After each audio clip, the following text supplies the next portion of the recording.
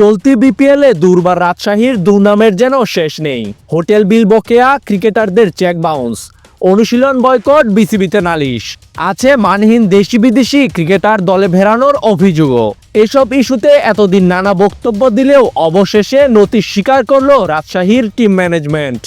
নিজের অনভিজ্ঞতাকেই এসব অনাকাঙ্ক্ষিত ঘটনার কারণ হিসেবে উল্লেখ করলেন ফ্র্যাঞ্চাইজিটির ম্যানেজিং ডিরেক্টর শফিকুর রহমান।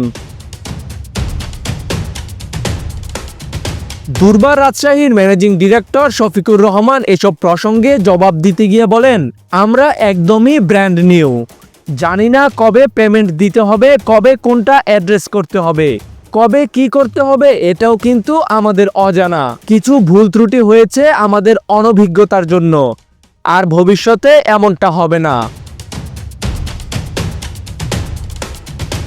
ফর্মে থাকা বিজয়কে অধিনায়কত্ব থেকে সরিয়ে দেয়া নিয়েও প্রশ্ন উঠেছে। তবে দুর্বার রাজশাহী কর্তৃপক্ষের দাবি, সবার সম্মতিতেই নেওয়া হয়েছে এমন সিদ্ধান্ত। Kazim Ashraf, BD archive.